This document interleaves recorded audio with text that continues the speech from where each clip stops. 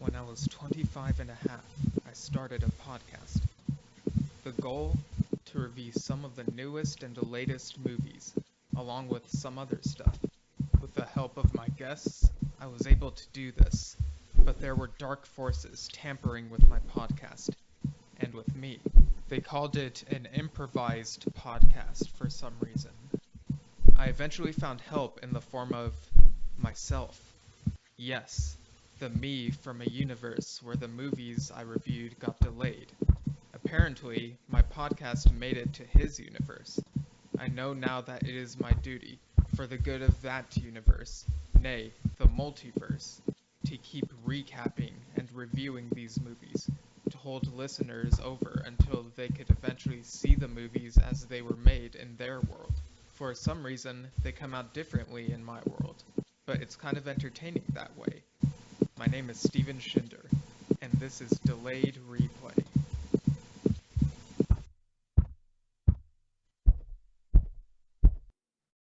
Hello, listeners. Welcome to another episode of Delayed Replay, that podcast where we review and recap movies that came out on time in our universe because they got delayed in that other universe. I'm your host, as usual, Steven Shinder.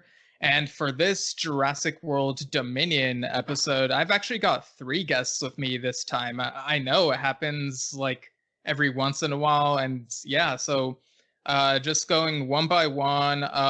First up, you've heard him on the show before. He's a YouTuber. He goes by the name of Starrapter. How are you, man? I'm doing all right.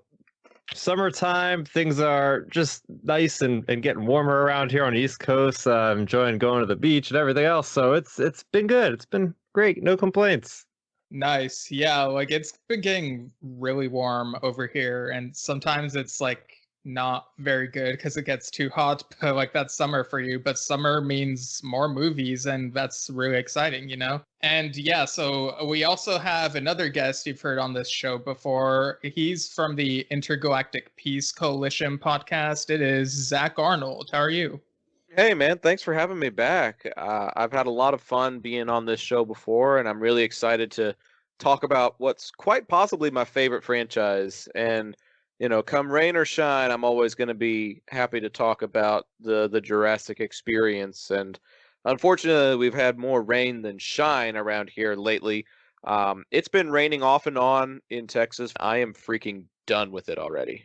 Like, it's fine for a little bit, but you wake up every morning and you don't think, like, is it going to rain? You think, what time of day is it going to rain? Sometimes in the morning, sometimes it's at 3 p.m., sometimes it's off and on gully washers just coming in streak. It was ridiculous. Did you just say goalie washers? Gully washer. I could also say Lollapalooza if you want. Interesting. Right. And last but not least, we have a friend of Zach on the show. I've talked to him here and there on a couple other podcast episodes I've been on for IPC. Now why don't you introduce yourself? Because I totally forgot to ask you like how you wanted to be introduced. Like just Mondo or like your whole name, or should just take it away. Zach said streaks. All kidding aside, I'm Mondo. I'm glad to be here. It's going to be a lot of fun. I really, it's really weird. Like, I don't have a cool name like Starrapter. Like, I don't really have like that cool of a name. It's just Mondo. And that's just what I go by everything, Mondo. It's kind of spelt like Mando, right? Yeah, So I mean, that's pretty cool. Well, it's Mondo. Mondo. Yeah, I've never. Okay. It's like, yeah, like it is so weird. Like everyone always spells it like when people that don't know me, they write it out. They're like Mando, but it's Mondo. And now we're just kind of going down this weird rabbit hole of spelling the word. Here's the problem though, dude. Your name Armando literally has the word Mondo within it, and within that Mondo of your name, there is an A. Yeah, So there you can is. see the confusion. Oh, I can. Oh, I totally can. Like, I'm not knocking anybody. Like, I'd rather. Honestly, I'm just glad that people actually talk to me enough to actually misspell my name. Like, to be honest with you, like, just being real. No, so no, like I said, it's cool to be here. I'm excited to talk about the Jurassic franchise. It's one of my, if not my favorite franchise. It's something that I hold dear to my cholesterol-filled heart, and I can't wait to get this train going. Yeah, well, since you've touched upon it already, Mondo, like, what have been your experiences with the franchise in general before this new movie? And, like, what have been, like, your, I guess, favorite bits of the franchise, I suppose? So one of the things that I remember most about the Jurassic Park, I'm going to go back to 1993.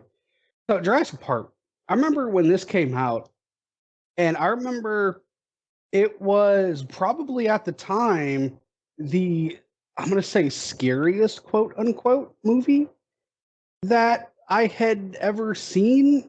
And I remember I had nightmares about it, specifically after we bought the Sega Genesis version of the game. And there were parts where a T Rex would just randomly bust through the sides of windows or like buildings. And I used to have pretty terrifying nightmares about that. But for some stupid reason, I wasn't smart enough to stop watching the movie. And I'm glad I didn't. I remember going to see Lost World Jurassic Park with my family at the drive-in movie theater. That was an experience. And I remember the Burger King watches that kind of were part of the promotional push for that film. Oh my gosh, one of those. Yeah, those were so cool. So I remember that, and going to Jurassic Park 3, I remember how exciting that was, and getting to see Alan Grant again. And I know it wasn't necessarily critically acclaimed, but I really enjoyed it, and I enjoyed the experience going to see that at the movie theater. And just so much of that. And then obviously Jurassic World. I remember I actually got to take my family to see that at the dine-in theater. And that was kind of cool for me that I got to do that. Not to sound whatever, but it was actually the last movie in the movie theater I ever got to watch with my dad. And I feel like that is so fitting that it was that film. Oh, wow. And Fallen Kingdom, obviously, was awesome. And, got to see that with some really cool people as well. Zach, I actually watched it twice with Zach in a movie theater. Yep. So, and then we went and saw Dominion 3 times, I think. Like, we couldn't get enough of that thing. Yeah, you saw like 3 times in one night. Like, you guys are like super fans. Oh yeah, I know. And the cool thing was I actually changed clothes all 3 times too. Like I'm wearing a different outfit all 3 times. He did. One time he had a fancy colored shirt that looked like Dennis Nedry. And then another time he had like this Hawaiian shirt, but instead of palm trees, it was velociraptors. And then there was this other one that was like a combination of like his emoji logo, because he does stand-up comedy and he's got like this logo that looks like his face. And it was just his face like 2 feet below his actual face. It was kind of surreal. Nice. Yeah, man. It was awesome. The Jurassic franchise has always been, it is full of so many awesome memories for me. And I really hope that a lot of other people have similar memories like that. It's definitely a beloved franchise for lots of people. Zach, what have your experiences with the franchise been like overall? I was kind of a late bloomer because Jurassic Park came out about the same time I did. And so I kind of grew up with the franchise, but not directly. Like, people grew to appreciate it and stuff like that, but I think my best experience with it was when I was about I want to say 13 or 14. Do you guys remember portable DVD players? Oh yeah. Oh, vaguely, yeah.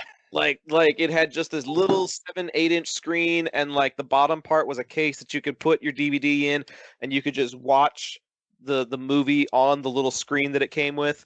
I used to watch DVDs in my room that way, and one night I couldn't sleep, and I just decided, you know what? I'm going to watch Jurassic Park. It's been a while since I've seen it.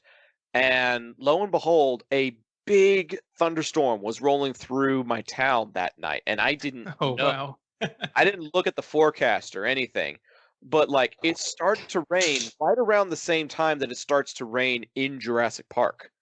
And about the time the T-Rex finally steps in between the two Ford Explorers and lets out her big roar, I kid you not, a big bolt of lightning happened right outside my bedroom window. Bolt of lightning that hit in my neighborhood like 2 houses away. And so this huge thunderclap rolled through our neighborhood at the exact same time that Rexy let out her big roar. And basically from that moment on, I've been hooked on the franchise. You know, I collected all of the movies. I went and saw World and Fallen Kingdom multiple times in the theater, multiple times with Mondo, and then most recently with Dominion. I've been watching the Netflix show regularly, trying to, you know, keep up with everything in the franchise. And I've just been a big fan of what they've done to kind of revive the franchise. After Jurassic Park 3 in 2001, it felt like that was all we were going to get. And then, you know, 14 years later, they find a way to revive the franchise. And in my opinion, it's stronger than it's ever been in its history. And I'm just glad that I get to view it and talk about it. Yeah, I mean, life finds a way, you know? It Mhm. really All does. right, what about you, Starrapter? What have been your overall experiences with the Jurassic franchise? Yeah, so I wasn't quite old enough to see this as it came out. I was like 3 at the time or something like that, but I did see it like a few years later. But I did see Lost World in person there in the theater as it came out, and I remember those memories going with my mother and seeing that, and like Mondo said about getting different souvenirs and whatnot from the fast food joints around promoting the movie. And I did get a lot of the toys. I remember a lot of the toys was the big draw for me into Jurassic Park, because as a little kid, that was, you know, kids love dinosaurs. So it's like, oh, we have a movie that showcases them, but you know, the movie's kind of scary. But I actually never really got frightened by the movie at all. Like I'm just so intrigued by the raptors, by the T-Rex, and just the wonder of the movie, I guess. And it really comes down to just reenacting certain things. I have so many memories of, like, there's a park nearby my place, and as a kid we would all go there and we would just like reenact, like, or make up our own adventures. Like, we would be reckless as kids, like climbing the fences that are like 10 feet high, like reenacting, like, we got to go over the fence before the T-Rex gets us, and like just doing crazy stuff like that, pretending imaginary dinosaurs were chasing us all around. And then, yeah, Jurassic Park 3 that came out, and I'm a huge fan of the Spinosaurus. I'm still waiting to see how they can work that in with the newer movies, because you know, the puppet probably sucks because I haven't seen it in years. So I hear that is the biggest letdown. It's just the overall animatronics of that thing. But hey, maybe with a good CG bump up, it could actually be pretty threatening. But it's nice to see that the franchise has literally survived, like, you know, basically like, you know, 30 years at this point. So to see it actually spread now to having a couple games under its belt, having an animated series under its belt, it's neat seeing it come kind of full circle all the way around with the sixth feature film that we're talking about tonight. You know what the other really cool element about the revival of the Jurassic franchise has been? Drive-through dinosaur animatronic experiences. They have seen like a huge revival lately. Some of them are even like narrated by Chris Pratt. And all you do is you get in your car and you drive through like your local state fair parking lot or a football venue parking lot or something. And they've got just these animatronic dinosaurs that you can take a look at how, you know, they may have looked during their period when they were here on the Earth. And I don't think those things would be nearly as popular if the Jurassic franchise wasn't as popular as it is right now. So it all kind of like blends together in this really nice way that is just making dinosaurs popular again. Yeah, I can definitely see that. As for me, like, I guess, like, as a kid, like, my brother was the one who really loved the Jurassic movies. I kind of caught the original ones, like, secondhand, like, got glimpses whenever he was watching them. I was more of, like, a Land Before Time kid at the time. The first one's the best one. The sequels are more, like, I guess, kid friendly, but they're okay, I guess. The first one has like lots of emotion. I highly recommend it.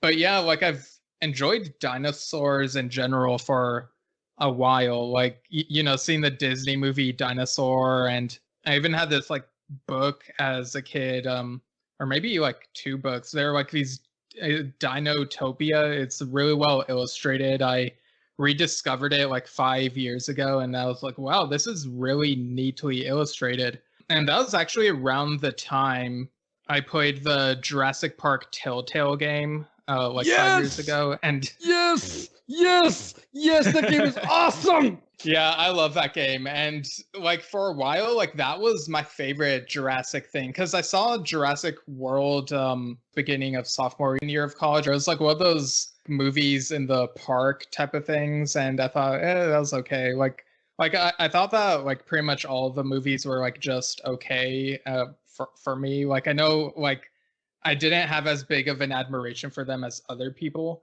So like the Telltale game was like my favorite Jurassic thing. And like I even read the original book around that time, but like I was still kind of whatever about it. And then around the time that Camp Cretaceous season 1 came out, I think this was after I finished season 1, I finally got around to watching Fallen Kingdom. And while it didn't feel like much of a difference in quality to me, like I did really love the ending of Fallen Kingdom. I was like, wow, that's a really bold ending. Like it feels kind of Rise of the Planet of the Apes / Lilo and Stitch, the series, I guess. But like Camp Cretaceous eventually became my favorite Jurassic thing. Like I loved season 2. Season 3, which came out recently, was also really good, but I guess I didn't like it as much as season 2, but that might have to do with like what stuff that's been going on with me or whatever. Like it was definitely good. I enjoyed it, but yeah. And then like seeing Dominion, it's like this is really something. Like what you guys, I guess whoever wants to like go first, like what'd you think of how Dominion picked up from like that ending of Fallen Kingdom, like the ramifications of that? And you mentioned the Planet of the Apes franchise, and that is like exactly how I saw the ending of Fallen Kingdom. I was like, actually, in all honesty, back in about 2010, 2011, maybe it was a little bit later than that, maybe 11 or 12. I was actually thinking of writing a fan fiction series about dinosaurs loose on the mainland in the redwoods, a la what Planet of the Apes ended up doing. Like I got inspired from the Planet of the Apes franchise, and then I wanted to do something about dinosaurs being let loose on the mainland, and then lo and behold, Fallen Kingdom goes and does just that. So like to me, that was just it was like a storybook ending, literally, like something that I was working on writing actually came to life, and I was like, yes, I could make it in Hollywood if I lived there. Yeah, But they stole your fan fiction. basically, but the way that they picked that up and carried it into stuff like the Battle of Big Rock, and even like some of the stuff that they hinted at in the trailers, bringing it full scale to life and bringing back all the people that they did, it was like Planet of the Apes meets Jurassic Park meets I don't know, the Avengers. Like you assembled the greatest dinosaur people you could think of, and even like included a couple of Camp Cretaceous cameos. Like they did just about everything in this movie, and everything they did felt so flawless. That's why I had to go back and watch it so many times. Like the first time I was just in awe. The second time I was mesmerized, and the third time was finally the time I could be like more keen and analytical about it. But like even then, there are just so few things to nitpick about this film, from the dinosaurs to the characters to the storytelling, the world building. Like they hit the nail on the head with everything in this movie. Yeah, definitely. Well, you kind of touched upon them, but what do you guys think of like those Camp Cretaceous connections that we got in this movie? Like I thought it was like really rewarding, but like what did you guys think? As a fan of Camp Cretaceous, and how Camp Cretaceous started with like the Jurassic World, integration, I thought it was so cool and fitting that they allowed Camp Cretaceous to do that, to come full circle here in Dominion.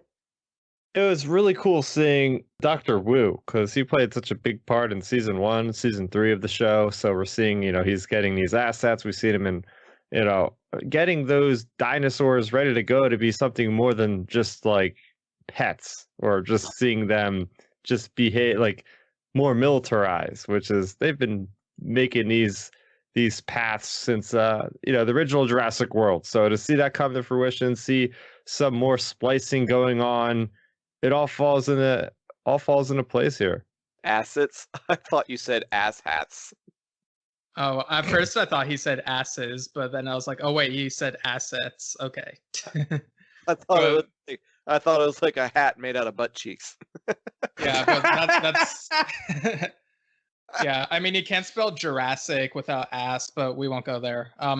So but you bring up like the splicing thing, and there's like some very experimental stuff in this movie. Like we even get like the human dinosaur hybrid that was like considered for Jurassic Park 4 when that was like in development hell, I guess, and like that was like really freaky to see, Oh yeah, that was heartbreaking to see.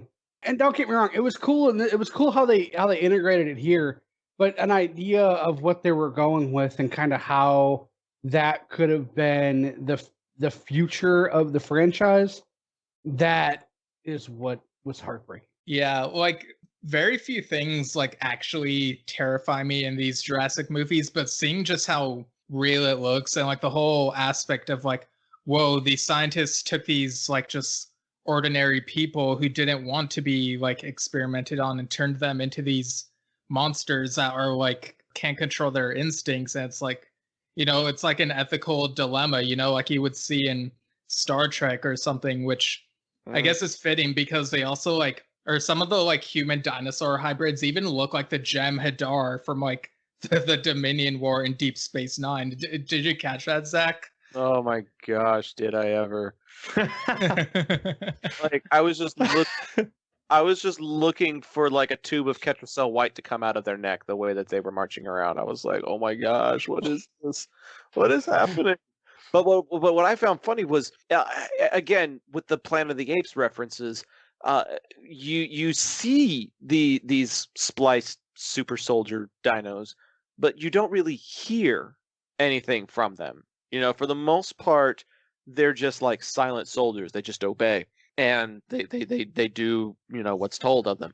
But then like towards the second half of the movie, like the final third or whatever, there's that scene with Owen with some hand-to-hand combat going on, which Chris Pratt, oh my gosh, amazing. But the fight sequence that he has in that final third of the film, there's actually moments where like he lands a couple of blows and you can hear them like grunt in pain the way a human would, and then there's other times where you hear them snarling like a raptor would. And it's fascinating to think about how far genetics have come, because it used to be just blending frog DNA into a dinosaur, and now they've figured out how to blend human DNA into it. And of course, the first line that comes from any of these dinos comes from the legendary actor Doug Jones. Like, of course, they would have to do that. And yeah, Saru himself with the first dino-human hybrid line. And I was just like, I know that voice. Oh, I know that voice. Like, I was so happy for him, number one, because he's done Saru, he's done Shape of Water, he's done, he's done like a lot of costumed and makeup stuff. It's really impressive. So many things to his resume. And to me, like, yeah, Star Trek is great, Shape of Water is great, but to have the first dinosaur spoken line in the Jurassic franchise, like, that's gotta be like one of the highlights on your acting resume. That was so cool. What I really liked about these human hybrids is it makes sense, right? Because the Fallen Kingdom, they have a clone of a human. So they've already kind of breached that moral, ethical kind of decision where it's like, all right, well, the next step is let's just make these people hybrid dinosaurs. And it could have been that simple. It could have just been, oh, they're just going to be simple attack dogs of whoever the military is in charge. Like they're going to just go out and just claw people to death or use their crazy disintegrator weapons, kind of like what we've seen in Mandalorian season 1, how Mando was taking out Trandoshans, just turn into dust. Like it was cool seeing like a new weapon in like the world now, like a brand new developed weapon. But that wasn't the worst thing about him. I think the worst thing about him was they had this certain aura about themselves. So whoever was in proximity to these like dino-human hybrids actually began to feel susceptible to fear, to become powerless, because they would just feed off this negative energy, where the people would just like kind of cower in fear. Like they would put their hands over their head and kind of like curl into a ball, like being unable to even move with the fear bubble around them. I thought that was, you know, because Jurassic Park has always been built about fear and about just horror. So to see this like final movie actually just delivering it on a whole nother level was really a nice touch, I think.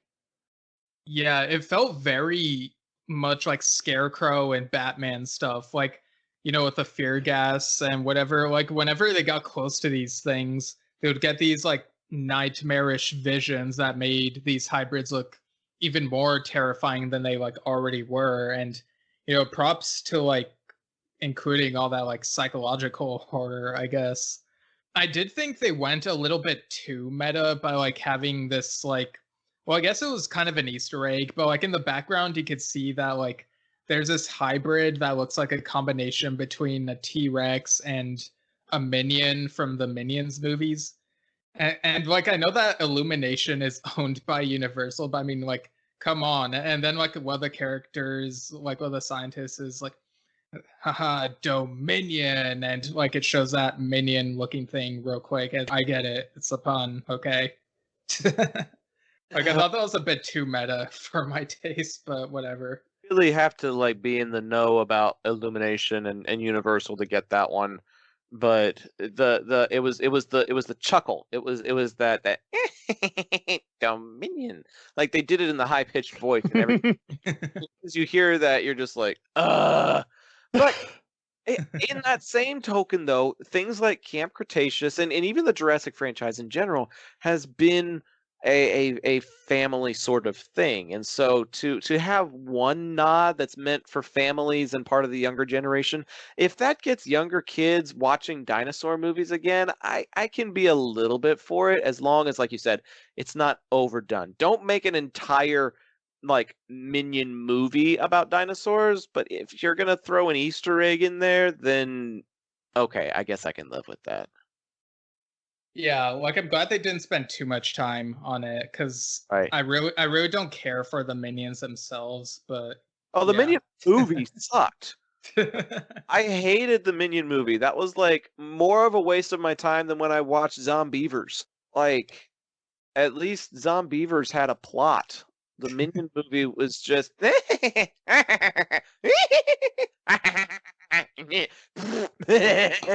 was like if Beavis and Butthead were pieces of corn.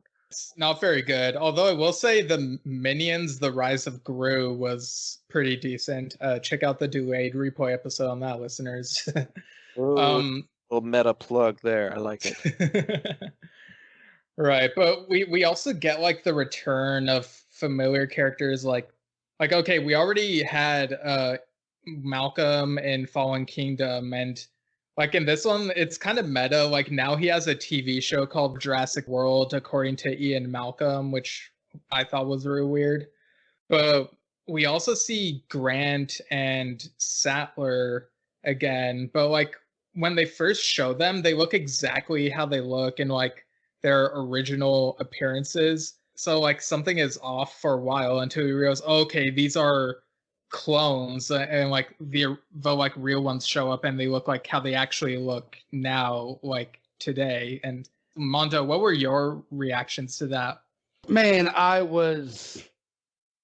didn't expect that at all. Like, mind was blown. Okay. It literally was. I was sitting there next to him, and there were like guts just spewing onto me a little bit there. Yes, and I apologize about that. I thought that he like sneezed in surprise, but really he just dumped some of his buttery popcorn on me. Oh, Hashtag BBQ watch. Ugh. and listen. Okay, when I go to the movie theater, okay, I don't just like to butter my popcorn. I like to add enough butter to that popcorn to where it begins to lubricate my organs. Okay, Yep. Wow. He went it's there. it's I like Whoa. it's like Pennzoil for fat people. Okay, he makes it's love delicious. popcorn. Oh, I do. I'll even take a straw, stick it in there, not to drink the butter, but to make sure the butter gets like all the way toward the bottom. Like at the AMC, I have a plastic movie tub, so I don't even have to worry about like seepage. It's wonderful. Well, I mean, I've put Coca-Cola in my popcorn, so who am I to judge? Um, Yeah. Stop giving ideas. right. Oh, But no, Dr. Pepper popcorn. Oh my god. Oh my god. Oh my god. you can't do that at AMC. The best you can do is pipcorn. Oh, that sounds disgusting. Yeah. Yeah. And anyways, I can attest to his level of surprise because he was looking for, like, he kept asking me, "Where's Grant? Where's Grant? Where's Grant?" And then he shows up with like his CGI Luke Skywalker type face, and he's like, that's not, nope." And then like you see the real Grant kind of like walk up side by side, and they do like that split screen type of thing, like they do with Gilligan's Island, or Yeah, it looked super obvious for some reason. Like, I don't know what happened with the budget in that scene. I don't know, but like when you see the actual Grant walk up beside him, that's when the popcorn hit my lap because Mondo just about jumped out of his seat, which if you've seen Mondo, that's pretty impressive. Me jumping out of anything's pretty impressive. Yeah, that's what I was getting at. I know. It's because I'm a big boy. Right. I'm fat with a PH. Yes, you have a PhD in that. Oh, Mhm. you're towing the line because there's another acronym for PhD that he has used around me before. Maybe we better move on. Oh, okay, dang. Starrapter, what do you think of the return of these characters? Yeah, I could never get enough of Ian Malcolm, man. Chaos Theory, all that fun stuff. It's just a good time, and to see Alan Grant for the first time since Jurassic Park 3, it was a blast. It was definitely a blast seeing him and Sattler back in, and whether or not their role was really absolutely integral to the story, as far as they're older now. They're not going to be in the action scenes. That's what Owen is for. But at least they're there to kind of come up with solutions in the background to help out the younger crowd there. So it was realistic from that standpoint. Like, we're not seeing Alan Grant like swinging across vines or something with trying to get past these dinosaurs or whatever. Or using his whip to swing through a warehouse when he's 64 years old. Yeah, something like that. That's a reference to some obscure franchise that no, it's not obscure, I'm kidding. But yeah, it definitely feels like it's very fan servicey. Like, people have been wanting these returning characters for a while, but I mean, it felt realistic the way that they were included. Well, like, maybe the clones were kind of something to get used to, but I mean, they, like we've said, they experimented with like the cloning stuff in the previous movie, so like I guess it was just like a little fake out for the audience before like the real ones showed up. And I mean, it did shock people, so I guess it makes for a unique movie going experience. But yeah, like they provided some words of wisdom and talked about, with Owen, Grady, and Claire Deering, like they talk about like their shared experiences of dealing with dinosaurs. And I thought it was nice, like having the two generations connect in these like discussions. Yeah, having that sit down was probably one of the most emotional moments I've seen in a movie because you, as a viewer, know exactly what Ian and Alan and Ellie all went through. And it's like this moment of shared trauma between the characters because Owen and Claire have been there. They've done that a couple of times themselves, and so there's like these comparing notes and swapping stories type of thing, but then there's also these silent interludes that are like moments of knowing. And I think that's just a credit to Trevorrow and his writing staff being able to time it so right that you can have like moments where the sentences are being finished for each other, and then moments where they just sit back knowingly and just nod their heads in understanding.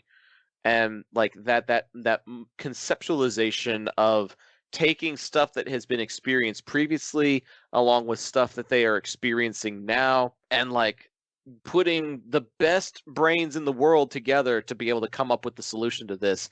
Like that sequence to me was up there with like the ice cream sequence in the first Jurassic Park movie, where Hammond's talking about how he came to this vision for Jurassic Park and Ellie confronting him on how it's still an illusion. Like it was that god tier level writing that got emotional but also got quiet when it needed to. I can't say enough good things about that scene. He just mentioned Trevorrow, and I want to say, man, that guy, I want to buy him a drink or two. You know what? I'd even make him a drink. Okay. Yeah, you would make him into a drink and put it in your popcorn. Oh, No, I'm kidding. Oh dear. Oh no. What's happening? Drinking Trevorrow. Nope. Oh.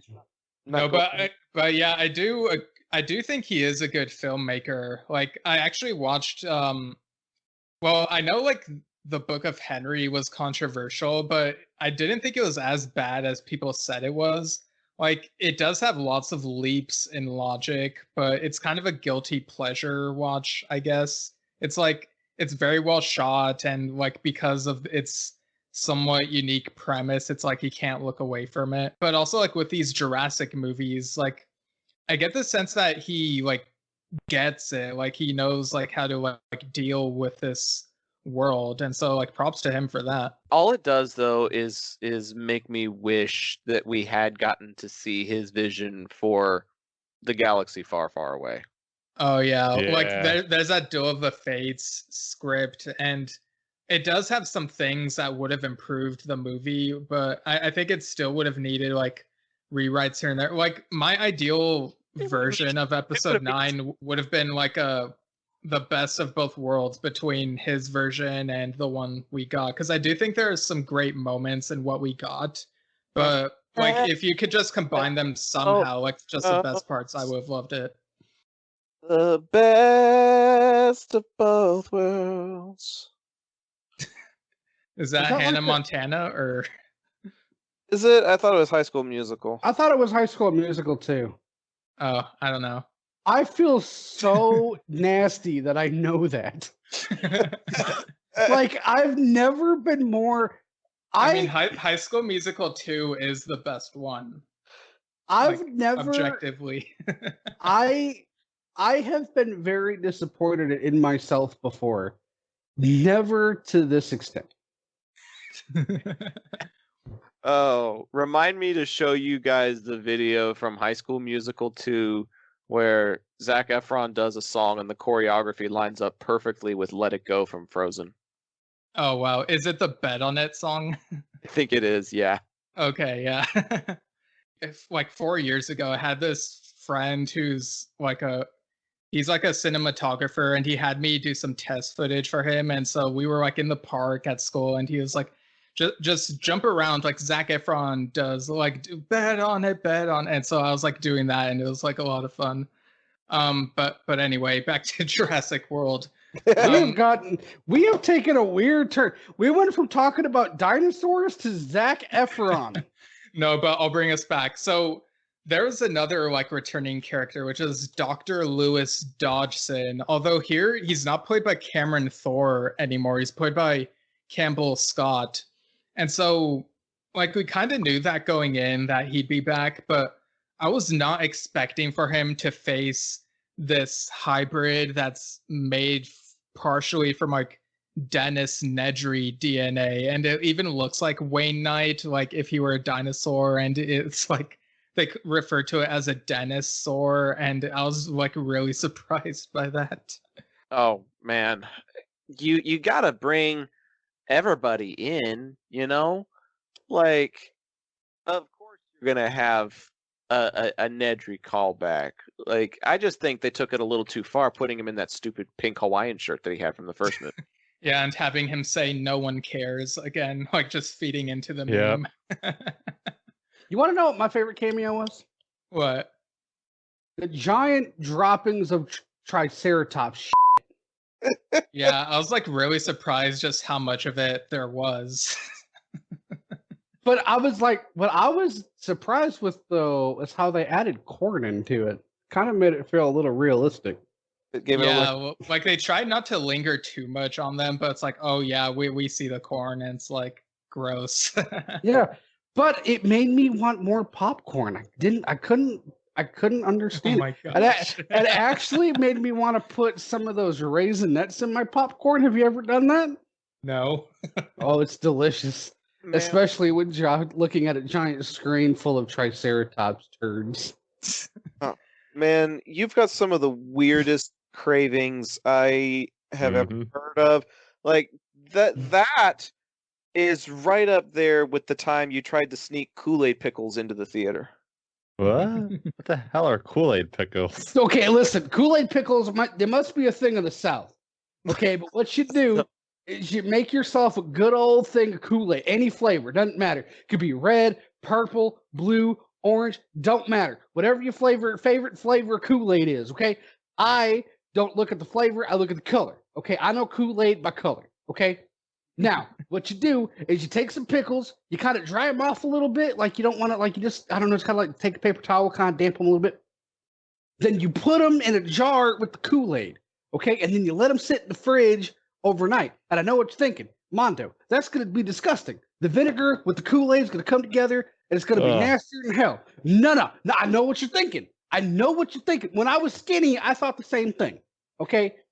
But now that I'm fat, listen, it's amazing, okay? Like the sweetness of the Kool-Aid overpowers the vinegar of the pickle, and it's like eating the Kool-Aid cucumber. Okay, I can't explain it. Okay, like it is delicious. This podcast is sponsored by Kool-Aid. No, it isn't. Oh yeah. Right, but speaking of snacks, I really liked the glimpses we got of like the dinosaurs like on mainland, like with civilization. Like we got that little scene where like some family is eating dino nuggets, and outside in their backyard they see a dinosaur that's like looking at it like angrily as if it knows, and it's like really mad. I love that. That was so meta because it's like it was like the little kid from the Lost World who like saw the T-Rex drinking out of his pool, but it was one of those pterosaurs with the T-Rex heads just like Yep. just perched on the window looking in at the family having dinner. It's like it was like the thing where you put the two fingers to your eyes and then you like you point them to the people that like I'm watching you kind of thing. And all you see it do is like just kind of squint its eyes and then fly. And I was like, that's funny, but that's also creepy. Like they did it. Yeah. I did enjoy the beginning because it kind of sets the stage where it's like this huge montage of like the world with dinosaurs that exist. And there's this one part where there's this guy surfing and there's a tiger shark that's like going to get him, and he doesn't realize it's coming up behind him as he's sitting on his board. And next thing you know, it's like the what is it called? The big shark dinosaur that was in the park. The Mosasaurus? Yeah, the Mosasaurus comes and just takes out the tiger shark, effectively like saving the guy, and he realizes, oh, I got to get out of here. He paddles There's in. always But a it was bigger like- fish. Exactly. So it was like a lot of cool little things that kind of set the scene, which is like, all right, yeah, this is what happened last time. The dinosaurs are interacting with people in their everyday lives. Yeah, I really liked the part where like a kid sees a dinosaur and just says, "Not the mama." It's like a reference to that Jim Henson Company TV show Dinosaurs, which is great. I liked when Blue saw like an old promotional poster for Fallen Kingdom where she was on, and she looked really confused. Like that was really weird meta. Like yeah, that was because it's like, are people in this universe make movies based on these adventures? I guess it's really weird. yeah, it was like I was really confused too. I was like, I'm right there with you, kid. Is it like a biopic or like a real life as it's happening documentary series or something like that? I guess. Yeah, I'd be curious to see like how that looks to them, but yeah, it's really weird. Like basically like because of like the dinosaurs, like the humans basically have to live in this world of dinosaurs. It's like how do you even adapt to that? It's like hard for us to fathom, and so I really appreciate that they went this direction and like really tried exploring it, because it really shakes up the status quo. It like I don't know, like it just really shakes things up, I guess. They turn it into a literal Jurassic World. Yeah.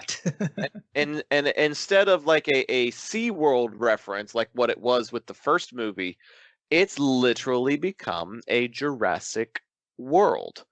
And to see this battle for who will have quote unquote dominion over the earth is actually really compelling, because that again, it harkens back to what Alan Grant was contemplating in the very first film. Dinosaurs and man suddenly thrust together after 65 million years of separation. What would that look like? This movie actually shows what it would look like. There's like this Darwinism to a certain degree. People with certain types of weapons and survival skills are getting along just fine. The common folk that are probably like really bougie and uppity and kind of full of themselves, well, now they're becoming filler for dinosaurs that are picking them off one by one. So, like you were saying, Starraptor, the first part of the movie kind of helps establish what the world is looking like. And then you kind of are like sequencing over to like the black market side of things, which is creating these weaponized creatures that we talked about earlier. And you're realizing it's not just a evolutionary process that you have to battle this time, but it's also a genetics battle. It's like a genetics race to see who can become the superior species the quickest. And it's so fascinating to think about how that sort of power can be bought, basically, and to watch that unfold was kind of dark and kind of scary, because I'm like, golly, we're not too far away from that possibly actually happening here in real life. And so like it was imaginative but also kind of confrontational, like, hey, if you guys don't get it together, this could really happen. So really, really nice integration of a cautionary tale, I feel like. Yeah, and speaking of racing, like the montage also includes like we get a glimpse of like the Fast and Furious characters in their cars, like trying to like outrun like a T-Rex, and it was like, what's happening? It was just like one of those like weird like 1 minute cameos, but I mean, like this little crossover was kind of teased like at the end of FastX, so I was like, that's pretty funny. The studio has been talking about wanting to do a full-fledged crossover at some point, and I can actually see it happening based on what's happened so far. Like that's going to be happening. We're going to get like a Hobbs and Shaw spin-off movie where, characters from Fast and Furious are interacting with dinosaurs. Yeah, I mean, we'll get to the post-credit scene later, but like this movie, like it has it all. Like they kind of reference the events of Camp Cretaceous without spoiling the whole show, and you get like a brief like montage flashback of like the kids from that show, and like they cast kids who look exactly like them. It was like so bizarre and surreal, like just how well they cast them in those very brief clips. They say like some of the story, but then like they get cut off before they get to the end of it because like of the T-Rex chase. But yeah. How do you guys feel about how Dominion wraps up this trilogy and hints at like where the franchise could go from here? I felt like it gave us that type of open-ended closure that the first Avengers movie gave us. You know, like the 2012 Avengers film wraps everything up rather neatly, but at the same time, you know that that's just the end of the first phase of movies, and that there is still potentially more to come based on the relative success of that film. And again, like I mentioned, how this felt like a Jurassic style Avengers. You're bringing in all the key characters together for one film as kind of like a last hurrah. And now that you've got like live action Camp Cretaceous in there just a little bit, you've got the potential for like the next generation of Jurassic heroes to be included in any future productions. And so I feel like it helped tie up the loose ends from the previous trilogy and help tie things up in this trilogy. But there's definitely still enough in there that if they wanted to continue the franchise and do more with it, the door is definitely open for that. And I really hope that they do.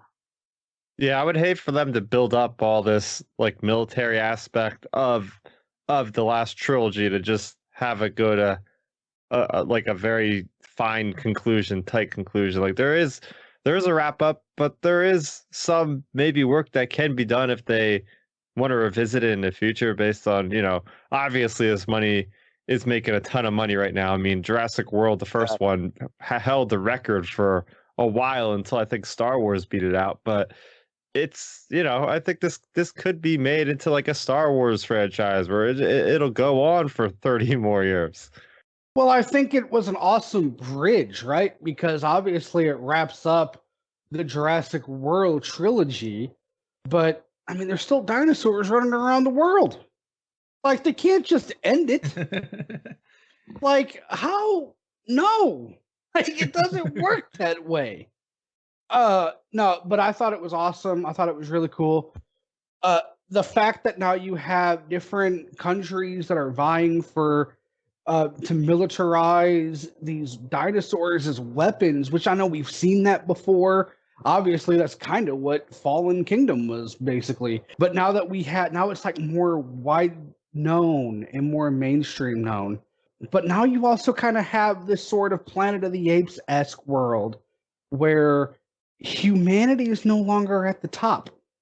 I look forward to seeing how that plays out. And there were a couple scenes in this particular film where you kind of saw what you would normally think of enemies in dinosaur, right?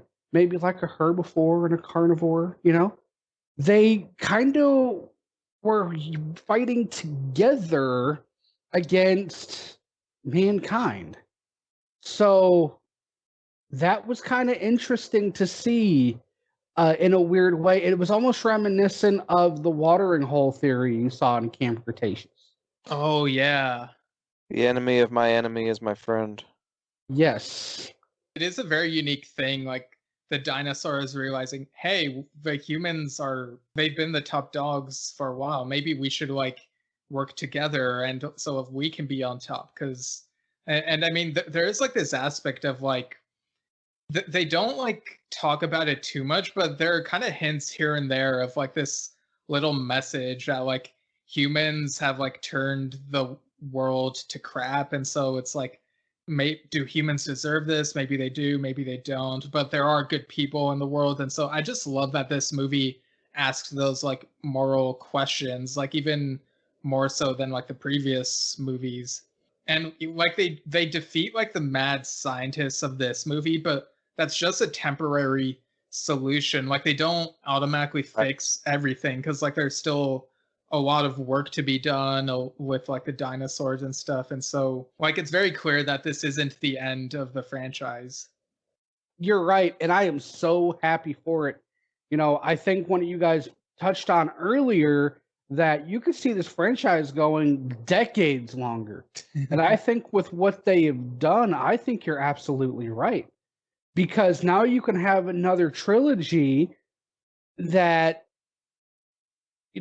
is mankind starting to fight back and show the story of how mankind is overcoming this almost dinosaur apocalypse compared to what their lifestyle was. Oh yeah, definitely. Oh man, now you're incorporating like more Planet of the Apes, like the old retro Planet of the Apes, and you're incorporating shoot, what was it? Like maybe a zombie thriller or something like that, but with raptors and carnivores. Man, I'm just thinking like a whole section of the states that's just run by dinosaurs. Like humans have had to completely evacuate it and like put up a wall, and they've got like air control, like anti-flight dinos type of aircraft, like quarantining off California or something basically. And everybody has to move to the east in order to make way for the dinosaurs, and they just like keep pushing and pushing across the country, and they have to keep finding a way to push back. Like the possibilities are truly endless with this franchise. Now that they have settled on the mainland, there's a whole world to work with rather than just a couple of islands. Gets me really excited, yeah. And now you're no longer just stuck with this idea of like a dinosaur Disney World, right? Like Right. now you can start to incorporate them in real world things in real world places, right? Like you can start to have, how maybe the dinosaurs start to destroy human landmarks that we've known for centuries, generations. Oh yeah. I'm thinking like you can have them living in the Grand Canyon, and they could be like walking amongst different abandoned museums, and they could be building nests in Mount Rushmore and all kinds of stuff. Pushing down Yeah. the Leaning Tower of Pisa. Yeah, exactly. Or Yeah. standing it up straight. It's just the Tower of Pisa. Yeah, what I think is really cool is it also sets the boundaries for the everyday man, like living in that world. Like there's some people that support dinosaurs. Like there might be some farmers that use the dinosaurs as like help for, tilling the land and stuff like that. And then you have other people that are completely protesting against dinosaurs and that they should be killed. So then you have like these warring factions of the humans that are going against each other. So exactly like this literally could just turn into a saga from here on out. Ever since the dinosaurs get off the island, it just complicates things in the world by like 10,000. Yeah, do you get like these dinosaur activists, like people want to help them, but also these dinosaur hunters who want to like barbecue them or like hunt them for sport, and it's like yeah, there's just so much going on. I mean, dinosaurs are pretty big. I mean, you could feed a whole lot of people with the Triceratops. Oh man, nah, I would want a Bronto brisket. Or like that racker, like that racker ribs you saw like in the Flintstones. Yeah. Nice. I'm getting hungry. I'm All right. Well, hungry. before we get too hungry, should I talk about the post-credit scene now, or like? By all means. Okay, so I mean, obviously we get the ending, like they defeat the scientists, but they're like, there's more stuff to be done, and then roll credits. But then we get the post-credit scene, and we once again see like the Fast and Furious characters. Vin Diesel in this DeLorean, like the one from Back to the Future. And they go back in time, and he's like, welcome to Jurassic period. And we see like dinosaurs, and some of them are even colored to look like the Land Before Time dinosaurs. It's really bizarre crossover.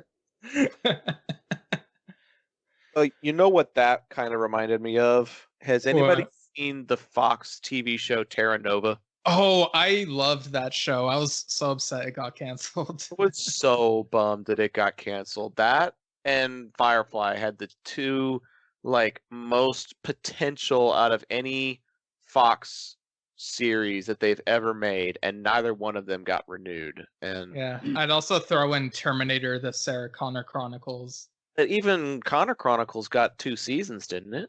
Yeah, it did. It at least got renewed for a second season. Terra Nova and Firefly didn't even get that. But You're right. I'm with you. That Fox doesn't know how to manage their sci-fi series, but I digress. Fox doesn't know how to manage any of their series. Imagine if Fox were in charge of the Jurassic franchise. You're thankful they're not. Yeah, we see Halfway what happened to the Alien franchise, right? Halfway through the first Jurassic Park movie. Okay, the movie's been canceled. Like, Yeah, I mean, the Alien franchise has been decent, depending on who you ask. So I guess I'll give them that.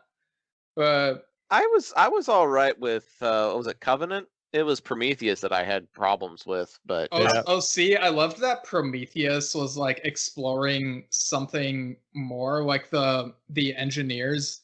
But then Covenant is a movie I would have loved more if it were a standalone and it hadn't been a follow-up to Prometheus. But because it is supposed to follow from Prometheus, I think it just fails spectacularly as a sequel. So it's like a weird movie where I like it without the context, but I dislike it with the context. But anyway. Context is everything. Yeah. But yeah, so I guess we could go into final thoughts and scores out of 10. I guess we'll start with Starrapter. What are your final thoughts and score out of 10 for Jurassic World Dominion? Yeah, so I think this is the best one of the trilogies. I really enjoyed Jurassic World, but Jurassic World was really kind of dependent upon nostalgia, and it just was like Jurassic Park, but with different characters for the most part. Fallen Kingdom, I was not like, I didn't hate it, but I didn't love it either. It was just kind of all right for me. I seen what they were doing. I liked the cloning and all that, so it did take risks.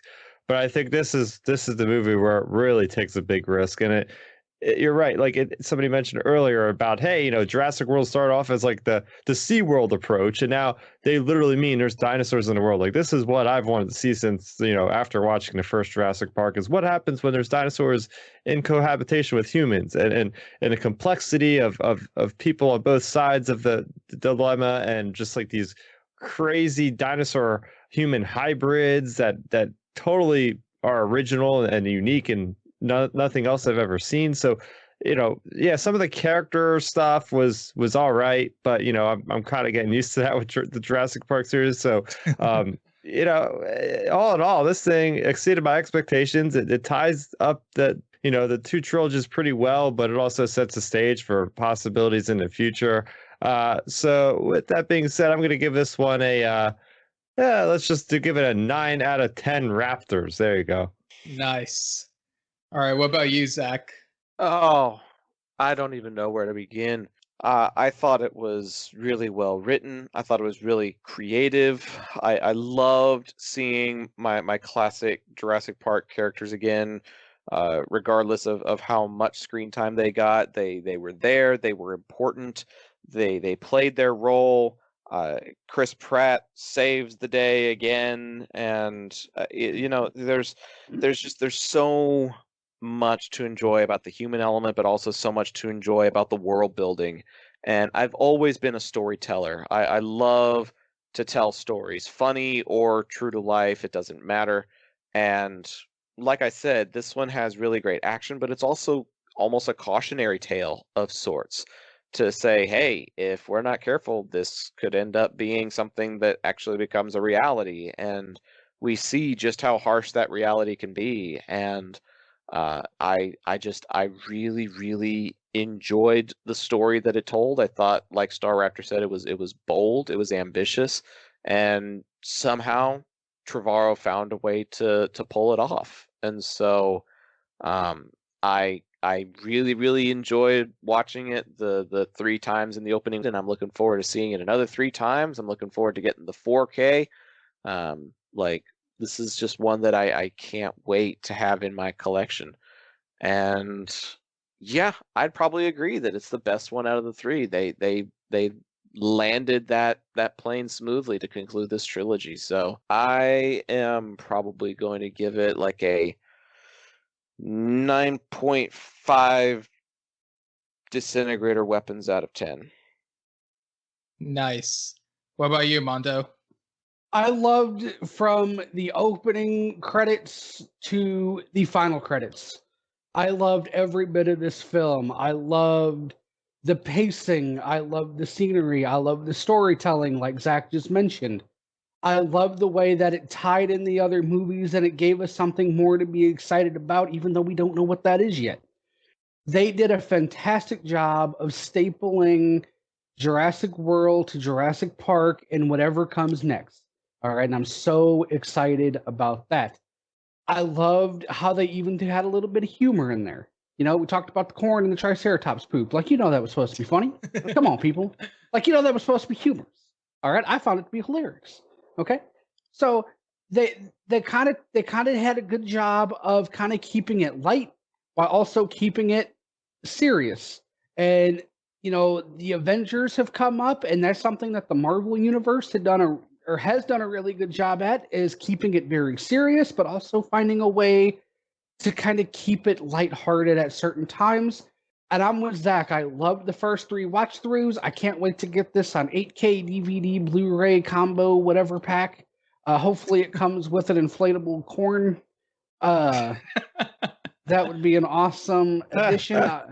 I'm going to get the steel book. I'm going to get the whole works for this. I'm going to get this stuff on Laserdisc. But I'm going to get this on Laserdisc, VHS, DVD, 4K. I'm going to get it on everything. Okay? I'm going to even get this damn thing on cassette tape if I can, okay? Listen, get it on floppy disk. I'm going to get it on floppy. Okay? It's going to be on the 27 floppy disk set, okay? It's going to be awesome.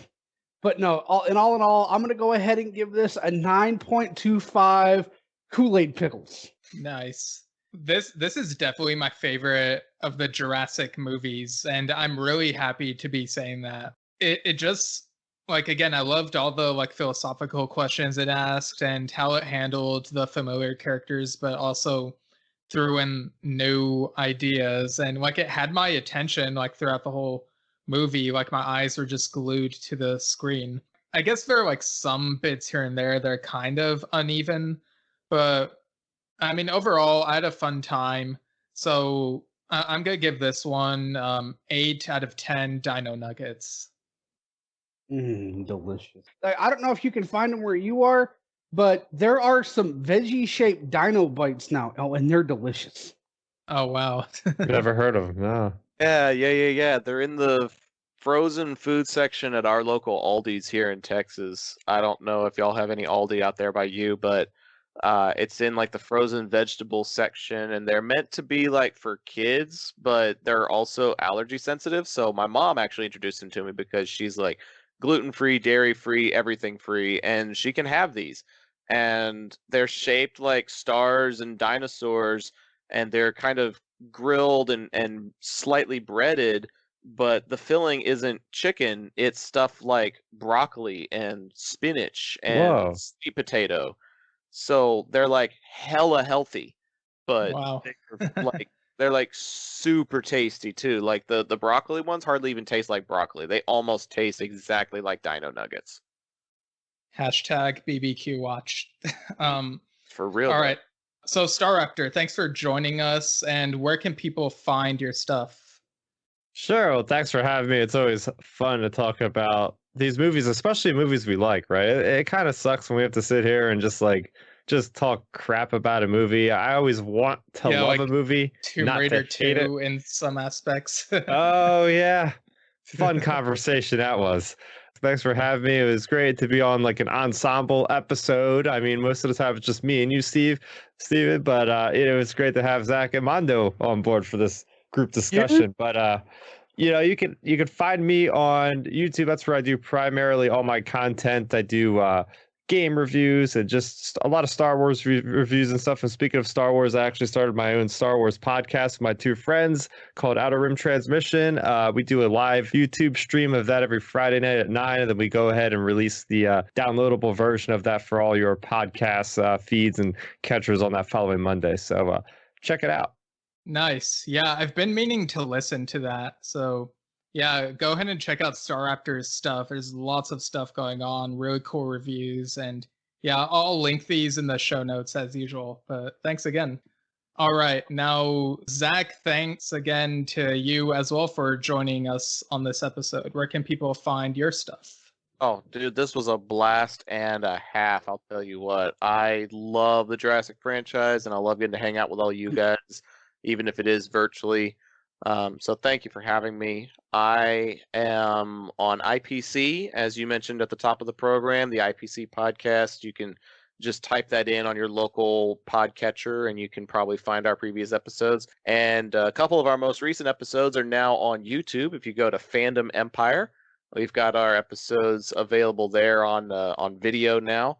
And if you want to follow me personally, then just look up at Zach the Voice, Zach the Voice, on just about every major platform: Facebook, Twitter, Instagram, Snapchat, TikTok, Twitch, Venmo, whatever. Everything. It's all universal branding now at Zach the Voice. Yeah, and I mean, IPC has had its legendary Jurassic arc, and I think all of us here were even on the Camp Cretaceous episodes that you've done so far.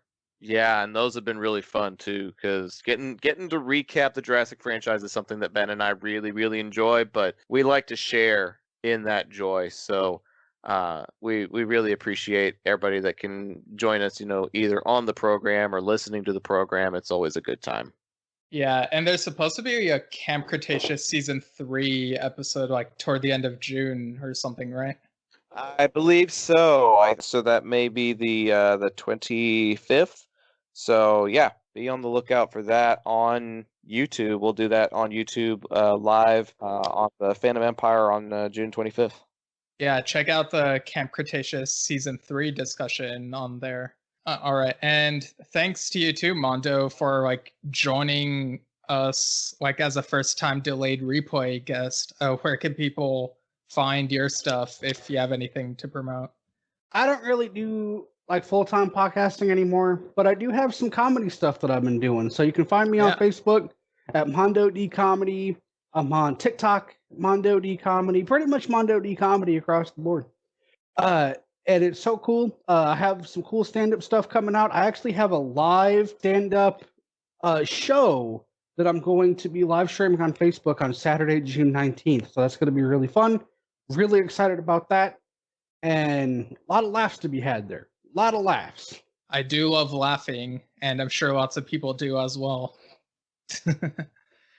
No, but thanks again. As for my stuff, people can follow me at Steven Shinder on Instagram and Twitter, Steven Shinder Storytongue on Facebook, which is where I also like basically share links to things I'm like working on, like podcasts and other stuff. Email delayedreplaypodcast@gmail.com if you have any thoughts on our coverage or just any movie in general, and your thoughts might be read on the show. You can find my fantasy horror comedy novel Lemons Like Rain on Amazon. More info at stevenshinder.com.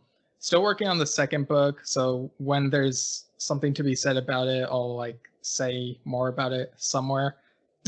Check out episodes of Star Trek Culture. I'll link those in the show notes.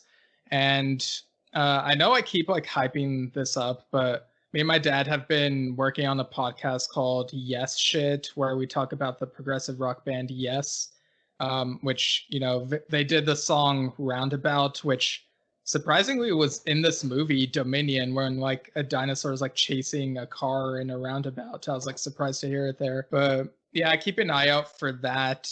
It'll be out at some point. Check it out on like your podcatcher, see if it's available there. That's one word, Yes Shit. And yeah, I think that's everything. So thanks again, everyone, for joining me in this discussion. I think the next episode will be about Race Jam, that other Space Jam spin-off movie. But without further delay, have a good day.